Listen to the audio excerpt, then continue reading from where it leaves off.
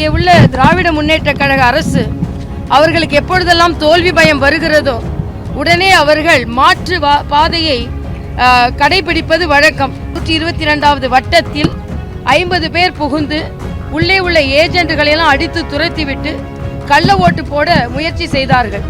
இதே போன்று பல வாக்குச்சாவடிகளில் முயற்சிகள் நடந்தது. சாலிகிராமத்தில் நடந்தது.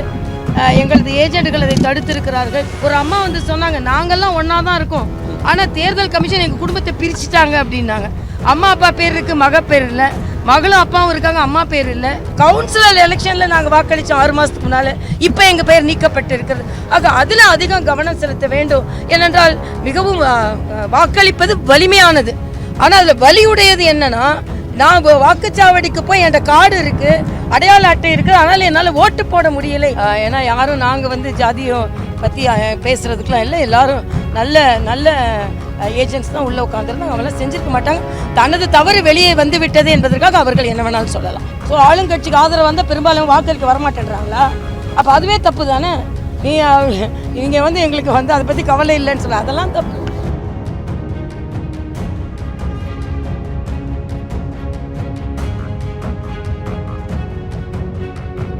இங்கே உள்ள திராவிட முன்னேற்ற கழக அரசு அவர்களுக்கு எப்பொழுதெல்லாம் தோல்வி பயம் வருகிறதோ உடனே அவர்கள் மாற்று பாதையை கடைபிடிப்பது வழக்கம். அதே போல தென் சென்னையிலும் அவர்கள் மயிலாப்பூரில் 13வது வாக்குச்சாவடியில் 122வது வட்டத்தில் 50 பேர் புகுந்து உள்ளே உள்ள ஏஜென்ட்களையெல்லாம் அடித்து துரத்திவிட்டு கள்ள ஓட்டு போட முயற்சி செய்தார்கள். அதற்கு பின்பு அதை போலீஸ் அப்சர்வருக்கு எங்களது சகோதரர் செயலாளர் அண்ணன் கரத்தே தியாகராஜன் அவர்கள் அதற்காக சென்று போலீஸ் அப்சர்வரை பார்த்த பின்பு சீஃப் ஏஜென்ட்டாக இருக்கின்ற அண்ணன் துணைத் தலைவர் கருநாகராஜன் போன்றவர்கள் எல்லாரும் அதற்காக கம்ப்ளைண்ட் கொடுத்ததுக்கப்புறம் போலீஸ் அப்சர்வரின் நடவடிக்கையினால் சில நடவடிக்கைகள் எடுக்கப்பட்டு இருக்கிறது. ஆனால் அதற்கு முன்னாலேயே அவர்கள் எங்களது ஏஜென்ட்டுகளை வெளியே அனுப்பிவிட்டார்கள். 50 பேர் புகுந்திருக்கிறார்கள். அதனால் அந்த வாக்குச்சாவடியில் மறு வாக்குப்பதிவு நாங்கள் கேட்டிருக்கிறோம். இதே போன்று பல வாக்குச்சாவடிகளில் முயற்சிகள் நடந்தது. சாலிகிராமத்தில் நடந்தது. எங்களது ஏஜென்ட்கள் அதை தடுத்திருக்கிறார்கள். சோழிங்கநல்லூரில் நடந்தது. அதே போல் சில இடங்களில் கொத்து கொத்தாக வாக்காளர்கள் பெயர் நீக்கம் செய்யப்பட்டிருக்கிறது. குறிப்பாக டி நகர் 199, 200, 201, 202 இந்த வாக்குச்சாவடிகளில் ஆயிரக்கணக்கான வாக்காளர்களின் பெயர் நீக்கப்பட்டிருக்கிறது. ஒரு அம்மா வந்து சொன்னாங்க, நாங்கள்லாம் ஒன்றா தான் இருக்கோம், ஆனால் தேர்தல் கமிஷன் எங்கள் குடும்பத்தை பிரிச்சுட்டாங்க அப்படின்னாங்க. அம்மா அப்பா பேர் இருக்குது, மக பேர் இல்லை. மகளும் அப்பாவும் இருக்காங்க, அம்மா பேர் இல்லை. ஆக இந்த லாஜிக்கே இல்லைல்ல. ஒரு குடும்பத்தில் எல்லாரும் ஒன்றா தானே இருப்பாங்க. கணவன் மனைவி பெயரை சோழிங்கநல்லூரில் பிரித்து வைக்கப்பட்டிருக்கிறது. ஆக தேர்தல் கமிஷன் இதில் கொஞ்சம் கவனம் செலுத்தணும் அப்படின்றது எனது எண்ணம். ஆக திராவிட முன்னேற்ற கழகம் இதை போல் அராஜகத்தில் ஈடுபடக்கூடாது என்பதையும் நாங்கள் வலியுறுத்துகிறோம். இதான் நாங்கள் கொடுத்த பெட்டிஷன் அனுப்பியிருக்கோம். அதே மாதிரி தேர்தல் ஆணையத்திற்கு இன்னொரு வேண்டுகோள். வெள்ளிக்கிழமை தேர்தல் வைக்கிறாங்க. எல்லாரும் மனித இயல்பு தான், கூட 2 நாள் லீவு வருது அப்படின்னு வாக்கு சதவீதம் குறைந்து விடுகிறது. இதை ஒரு விடுமுறையாக எடுத்துக்கொள்கிறார்கள். வாக்களிக்க வேண்டும் என்ற விதிமுறையை மாறி அது விடுமுறையாக மாற்றப்பட்டு விடுகிறது. அதனால் நான் ஏற்கனவே ஒரு முறை தேசிய வாக்காளர் தினத்தன்று ஆளுநராக இருக்கும்போது நான் பேசினேன். வெள்ளிக்கிழமையும் திங்கக்கிழமையும் தயவு செய்து தேர்தல் நாளை நீங்கள் ஃபிக்ஸ் செய்யாதுங்க அப்படின்னு. ஏன்னா திங்கக்கிழமைனா சனி ஞாயிறு திங்கள் லீவ் எடுத்துகிட்டு போயிடுறாங்க, வெள்ளிக்கிழமைனா வெள்ளி சனி ஞாயிறு லீவ் எடுத்துகிட்டு போயிடுறாங்க. அதனால் நடுவில் புதனாவது வியாழனாவது வைப்பது நல்லது அப்படின்னு நான் ஒரு கோரிக்கை வைத்து அதை பரிசீலித்தால் நல்லதுன்னு நான் நினைக்கிறேன். அதே மாதிரி 100% வாக்குக்கு விளம்பரம் பண்ணுகிறார்கள். கோடிக்கணக்கில் அதற்கு செலவிட்டு இருக்கிறார்கள். ஆனால் அதற்கு எந்தவித பயனும் இல்லை என்பதை சென்னை போன்ற வாக்குப்பதிவுகள் நமக்கு காண்பிக்கிறது. இப்படி கோடிக்கணக்கில் மக்களுக்கு புரிந்து கொள்ளாத அளவிற்கு அவர்கள் செலவு செய்வதை விட மக்களுக்கான வாக்குகள் இருக்கிறதா என்று மறுபடியும் சென்று பார்த்து அவர்கள் இப்போ நம்ம வாக்களிக்கணும் 100%ன்னு விளம்பரம் செய்கிறோம். ஆனால் மக்கள் வாக்களிக்க வரும்போது உங்களோட பேர் இல்லை, அவங்க சொல்கிறாங்க நாங்கள் உயிரோடு இருக்கிறோம், இங்கே உயிர் இருக்கிறது பெயர் இல்லைன்னு சொன்னால் குடும்பத்தில் 2 பேர் இருக்குது, ஒருத்தர் பேர் இல்லை. கவுன்சிலர் எலெக்ஷனில் நாங்கள் வாக்களித்தோம் 6 மாதத்துக்கு முன்னால், இப்போ எங்கள் பேர் நீக்கப்பட்டு இருக்கிறது. ஆக அதில் அதிகம் கவனம் செலுத்த வேண்டும். ஏனென்றால் மிகவும் வாக்களிப்பது வலிமையானது.